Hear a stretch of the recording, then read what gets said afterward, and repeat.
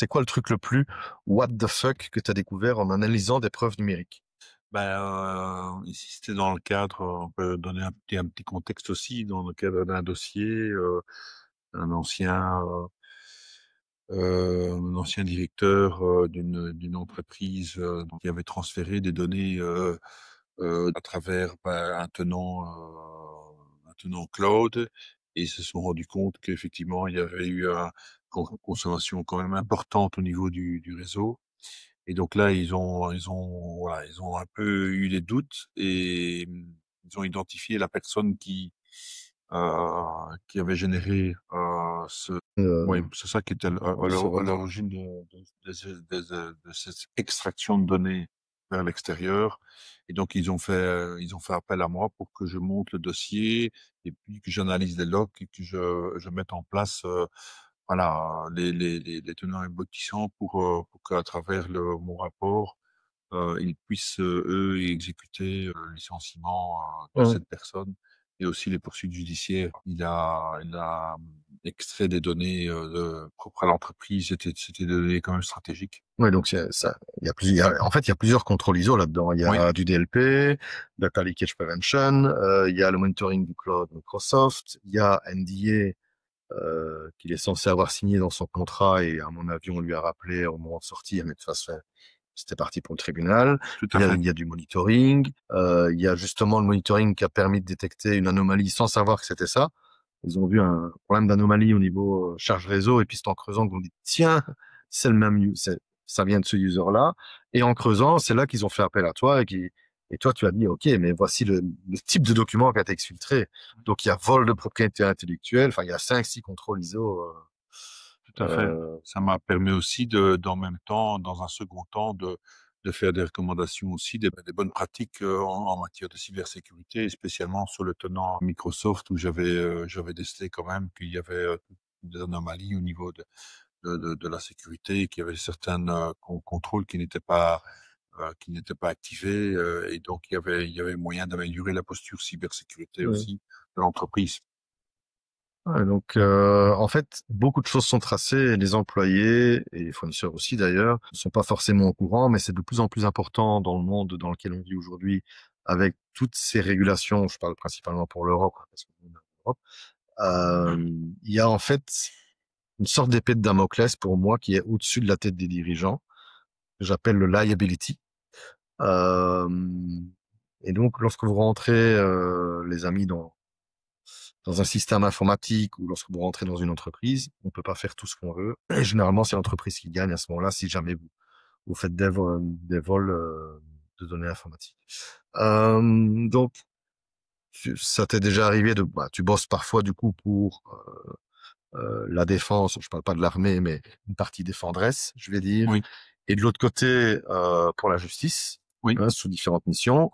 Euh, Comment est-ce que tu arrives à garder ton objectivité au fil de l'eau par rapport aux missions? Est-ce que tu fais en tiroir comme un légiste, ou comment est-ce que tu fais? Oui, ben, je respecte un peu la méthodologie, en matière de forensique. Ça veut dire que j'applique des protocoles, de façon standard, afin de préserver un peu, la custody of change. Bon, on avait un peu discuté, Mm.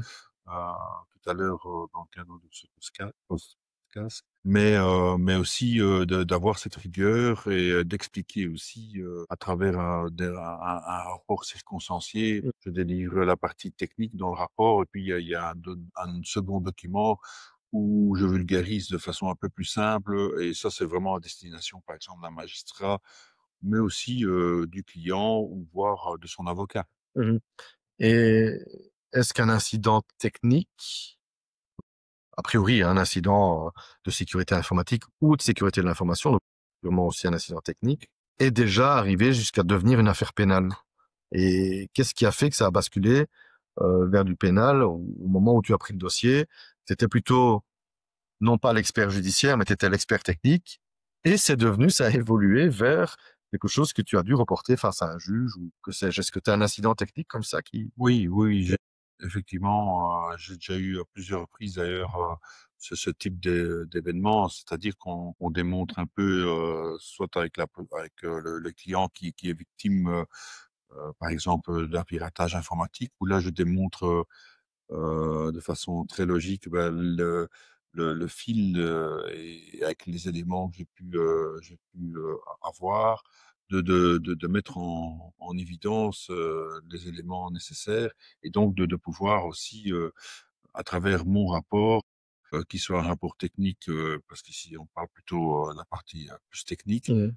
de permettre à l'avocat d'initier une procédure et en général, ils se portent partie civile ou alors c'est un complément d'information dans une plainte préalable déjà à la police. Ça arrive souvent. Je vais vulgariser, mais est-ce que tu as un kit de l'expert judiciaire que tu trimbales, je veux dire comme notre médecin légiste belge le plus connu, Philippe Boxeau? Est-ce que ça se fait obligatoirement à tes bureaux ou est-ce que tu peux aller sur site? Comment ça se passe la plupart du temps? Alors, l'expert, qu'il soit technique ou expert judiciaire, effectivement, j'ai à ma disposition aussi bien du matériel technique que des logiciels spécialisés. Pour des raisons de sécurité, l'analyse normalement se passe dans nos bureaux. Mhm. Un, pour garantir la confidentialité et l'intégrité, mais aussi parce qu'on a du matériel qu'on ne sait pas transporter. Mhm. Mais on a la possibilité quand même plus d'avoir une procédure volante, c'est-à-dire que j'ai un portable qui est équipé aussi et donc je peux intervenir sur site. Mhm. En Euh, fonction oui, de l'ampleur des sinistres. tout à fait. Et donc, parce qu'on a parlé déjà quelques fois dans ce podcast de tout ce qui est préservation des preuves et donc chain of custody. Est-ce que du coup, chain of custody, c'est ton cauchemar ou ton meilleur ami? Non, ça c'est pour moi inhérent. Oui, il y a mon rôle, donc ça fait partie de la méthodologie que j'applique aussi, et donc il faut respecter les évidences et il faut éviter que dans le cadre d'un dossier, un élément soit discrédité, révoqué, que ce soit par un avocat ou par un juge. Et est-ce que tu arrives encore à être surpris, je vais dire, par l'ingéniosité des attaquants ou de ceux qui veulent plutôt cacher leurs méfaits? Oui, les attaquants ont toujours une longueur d'avance, Mm. donc ils sont ingénieux, ils fonctionnent. Voilà, ils touchent un peu la corde sensible, soit au niveau sentimental, ou ils ont différentes approches qui font que des victimes tombent dans le panneau. Et donc, échangent des données à caractère personnel, des données bancaires. Et donc, ça génère la plupart du temps des sinistres, en fait, et des problèmes de fuite de données, voire des vols sur les comptes, par exemple, ou autres. Hein. Et donc souvent, en fait, si je paraphrase, ça veut dire que souvent, il y a une partie technique, effectivement, mais qui serait plutôt la conséquence d'une attaque qu'on appelle plutôt de type social engineering, où on vient hacker l'humain, soit par un biais d'autorité, soit par un biais où on va mettre une urgence. D'ailleurs, moi, depuis ce matin, je regarde le podcast. Pendant le podcast, je regarde mes mails de temps en temps et j'ai plein de mails de factures urgentes qui arrivent, qui viennent de Gmail, en fait. Et Oui, donc, ça peut être d'abord ça, l'attaque, et puis oui, la conséquence fait que on va faire appel à tes services. Est-ce que voilà. ça, tu vois une tendance de plus en plus forte aussi en social engineering? Oui, ben oui, c'est ça, ça monte de façon exponentielle. On parle de phishing, mais aussi d'autres types d'arnaques, on va dire. Elles sont de mieux en mieux organisées. L'IA peut nous aider, mais l'IA aussi quelque part contribue. Et c'est un outil qui est utilisé par les pirates hein, et par les attaquants spécialement. Donc il faut voilà, avoir de la rigueur, essayer d'aussi expliquer pendant une analyse technique, j'explique aussi aux clients ou à la partie sur les éléments sur lesquels ils doivent travailler Ouais. par la suite afin que le cas ne se reproduise plus. Une sorte de sensibilisation à chaud, Oui, c'est ça. sans les moraliser. C'est pas des enfants non plus. Et parfois, c'est assez douloureux parce qu'ils ont perdu des données, mais leur dire, voilà, sur le long terme, voici comment vous pourriez faire pour éviter que ça se reproduise. Attention à ceci. Donc, tu fais en plus, du coup, tout ce qu'on appelle sensibilisation. Ça fait partie du C'est ça. métier, on va dire. Aussi une petite analyse post-mortem en Mhm. expliquant un peu la route cause des éléments et Ouais. puis le cheminement de ce qui s'est passé. Donc c'est important aussi de détailler. Et est-ce que tu as déjà été confronté à une entreprise qui n'avait aucun log? Alors, ça arrive, soit parce qu'on n'a pas mis en place les réglages sur les systèmes, ou soit il n'y a pas une rétention Mmh. suffisante. Par exemple, on a des systèmes où on a une rétention de log, par exemple, de 7 jours. Bah, c'est trop court en réalité. Au niveau de la cybersécurité, nous, on essaye d'avoir quand même une guideline d'une rétention minimum de 3 mois qui permettent de remonter aussi le fil en Mmh. cas d'attaque. 7 jours, c'est trop court. Ouais.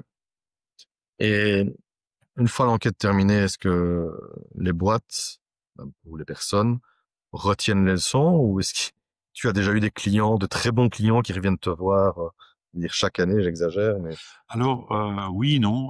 Donc, il y a effectivement des entreprises ou des clients qui font attention et qui font en sorte de modifier un peu leur processus et leur fonctionnement, d'être plus attentifs aussi. Mmh. Il y a des clients qui reviennent aussi parce qu'ils ont d'autres problèmes. C'est peut-être pas toujours le même.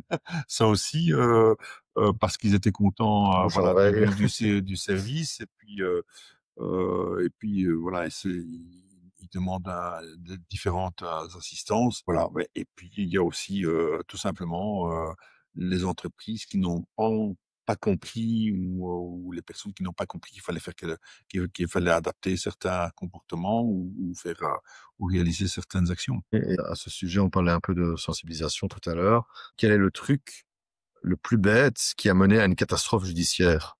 De la part d'un client. Ben, le plus bête, c'est une action humaine un peu. C'est toujours un peu la route cause principale, c'est-à-dire que un utilisateur reçoit un email, il l'ouvre et il clique sur un lien sur lequel il n'est pas censé cliquer, ou du moins il doit faire attention. Un ransomware, donc c'est un logiciel va s'installer, va faire son œuvre, donc va se dupliquer, va essayer de se connecter sous différents systèmes. Et puis le jour J, l'attaquant va envoyer une commande pour que le cryptoware crypte l'ensemble Mmh. des données de l'entreprise. Et là, c'est la catastrophe, hein. Là, pour moi, il y a deux types de clients, hein. Il y a ceux qui font des backups et ceux qui n'ont jamais eu de problème. Oui. Et j'irai même plus loin, il y a ceux qui testent leur backup aussi. Euh, mais donc en fait, tu représentes la vérité quelque part, hein, puisque tu vas être les yeux du juge de manière technique, mais tu n'as pas toujours tous les éléments. Donc, tu fais comment avec ce flou? Est-ce que il y a une charte, code d'éthique des experts judiciaires, un peu comme nous on a avec les auditeurs? Est-ce que tu as des choses qui disent, bah écoutez, je n'ai que cette partie-là et ça me disculpe si jamais je n'ai rien trouvé? Comment est-ce que ça se passe? Comment gères-tu ce flou quand il y en a un, hein? Voilà, je suis pas soumis aux résultats d'une analyse technique. C'est toujours compliqué de garantir ça. On peut pas le faire. C'est comme un médecin, il peut pas garantir Mhm. qu'il va pouvoir vous soigner. Il va faire de son mieux. Par contre, je mets les moyens vraiment nécessaires, qu'ils soient technologiques et humains, pour pouvoir réaliser notre mission de façon sereine et professionnelle. Mhm. Et est-ce que ça t'est déjà arrivé de rien trouver du tout? J'imagine que c'est rare. C'est rare, c'est possible pour plusieurs raisons. Soit on n'a pas l'ensemble des éléments, donc il nous manque une partie du dossier, ou une partie on n'a pas accès à un système pour des raisons X, Y, hein. Mhm. Ou alors, tout simplement, il y a une suspicion du client sur lequel, ben, lors de l'analyse, on a détecté, je donne un exemple, on fait une analyse d'un smartphone de type Android, mettons, voilà, c'est un Samsung. On fait l'analyse technique très profonde, on copie on extracte l'ensemble des données, on fait sur une image et on fait l'analyse sur l'image, bien sûr. Et là, on décèle aucune anomalie, aucun malware. Et donc, voilà, il y a eu peut-être dans le cadre de ce dossier des ingérences, mais pas sur le téléphone. C'est Mhm. peut-être sur un autre système, ou alors il y a rien. Oui, auquel tu n'as pas accès, ou Voilà, pour des raisons, comme tu dis, des raisons tout à qui fait. nous dépassent aujourd'hui. C'est Euh, c'est c'est c'est les dossiers qui prennent le plus de temps parce on prend 2 fois plus de temps mhm. à contrôler le résultat, pour être certain. Oui, pour être certain de ne pas avoir loupé quelque C'est chose, ou ça. de dire, tiens, est-ce que j'ai été assez en profondeur, ou que sais-je. Et dans ce cas-là, au niveau pénal, alors je suppose que si tu trouves rien, bah, le doute profite toujours à l'inculpé. Tout à fait, tout à fait. Donc, Et, la pièce, le dossier ou le dossier sur lequel je travaille au niveau technique, ben, il va rien démonter. Ouais. Mhm. Et j'ai envie de poser une question, je veux dire, on retourne un peu dans les années 90 avec le trio des Inconnus. Oui. Pour ceux qui connaissent pas, ben, allez voir sur YouTube les Inconnus. Et eux, ils ont fait la différence entre un bon chasseur et un mauvais chasseur. Tu le sens arriver. C'est qu'est-ce qui fait la différence entre un bon expert judiciaire et un mauvais expert judiciaire? Ben, je pense qu'un bon expert judiciaire, et spécialement dans le côté technique, c'est que voilà, ce qui est complexe pour nous, c'est de pouvoir toujours être un peu à la page au niveau technologique. C'est important. On peut pas Mm. être voilà un expert des années 80. Il va peut-être être un peu plus voilà Oui, bah, on moins est à ce technique. moment-là sur le mainframe. Il y avait même pas encore Internet. Donc, il faut s'adapter de façon régulière, suivre des formations et puis démontrer aussi vos compétences quelque part. C'est ça qui est important en réalité. Moi, j'ai plusieurs formations au cours de l'année sur Mm. lesquelles je m'améliore. Je donne un exemple. Vous avez un smartphone, je donne ici un smartphone de type Apple. Mm. Apple change leur méthode de sécurité de façon régulière. Mhm. Et donc, systématiquement, je dois me mettre à la page et avoir connaissance de ces modifications. Oui, et en plus, en fonction des firmware, des versions d'iOS, même si je veux dire, c'est l'iPhone 16, selon le type de version qui est installée sur l'iPhone, tu n'auras pas le même rendu. Et donc, ça veut dire que globalement, être expert judiciaire, c'est une chaîne sans fin. C'est un peu comme un avocat. Euh, Surtout pour ceux qui nous écoutent, les jeunes, si vous vous lancez là-dedans et que vous n'aimez pas et que vous voulez faire plein d'argent, ça n'ira pas parce que il y a une somme de travail astronomique derrière et ça change de plus en plus vite. Et donc, c'est un peu comme l'avocat qui n'aime pas étudier. Ben non, c'est pas possible. Ça sera pas possible de stagner. Et donc, c'est un peu ce que tu dis. Tu dois continuer à te former sans cesse. Mais c'est ça aussi qui fait, je pense, la richesse de ton métier. C'est à partir du moment où tu es qualifié d'expert judiciaire, tu es reconnu, bah, on s'assure que la personne est compétente et donc l'un ne va pas sans l'autre. Et tu dois démontrer ça, j'imagine. Tout à fait. C'est important aussi d'avoir cette volonté, et puis cet intérêt dans la cybersécurité. Donc moi, au-delà de l'hobby, c'est vraiment pour moi allez, naturel et logique que je Mm. continue dans cette voie-là et c'est ce que j'aime faire en fait. Mhm. J'aime trouver les éléments qui permettent d'aider, de débloquer une situation dans un dossier. Ouais, ça, c'est un trait de caractère qu'on a ou qu'on n'a pas. Moi, de ce que j'ai vu, on peut être très bon techniquement, mais si on n'aime pas creuser et trouver ce qui ne va pas en termes d'audit ou audit financier ou que sais-je, ou même de trouver l'inverse, c'est-à-dire trouver la conformité en allant ramasser des preuves, et c'est très challenging au quotidien. On l'a ou on l'a pas. C'est pas un diplôme, c'est pas une certification qui va faire ça, parce que justement derrière il faut avoir cet état d'esprit-là. Si tu devais sensibiliser une PME avec une seule histoire que tu as vécue, ce serait laquelle? Avec les PME, ce serait d'être attentif un peu sur les éléments suivants. C'est d'avoir un problème un jour, un sinistre sur un système où vous perdez des données et puis on se rend compte que par la suite, on fait appel à un informaticien ou l'informaticien local de l'entreprise, peu importe, il se rend compte que le backup, il n'y en a pas, qu'on ne sait pas restaurer.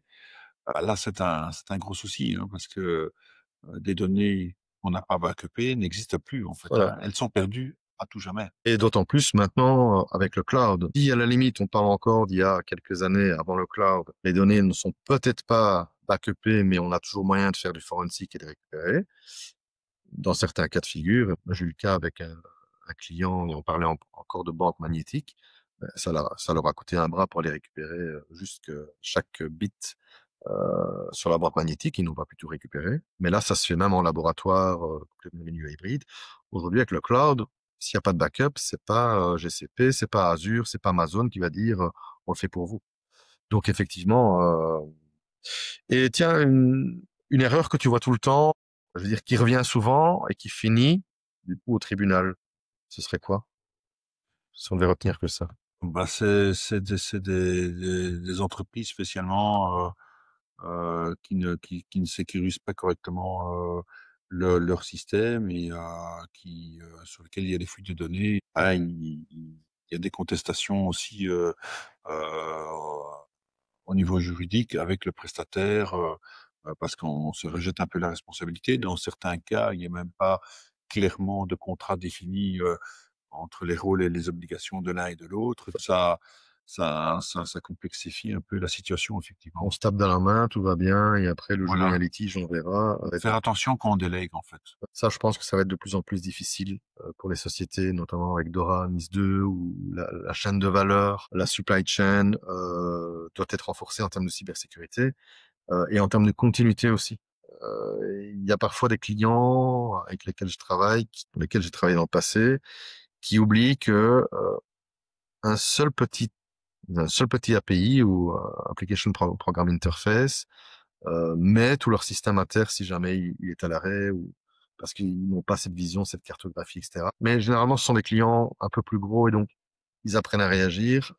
Mais pour les TPE et les PME, je pense qu'ils ne savent pas par où commencer, ils n'ont pas le budget et donc ce sont pour moi les premières victimes en termes de cybersécurité. Et donc ça, c'est un peu ce que je veux aussi leur inculquer globalement avec le podcast. C'est en vulgarisant, leur montrer que bah, si ça peut les aider, si nos histoires, hein, nos brèves de comptoir peuvent les aider en écoutant, pourquoi pas. Donc, est-ce qu'il y aurait une habitude qu'on devrait tous prendre au boulot si on veut pas te croiser un jour?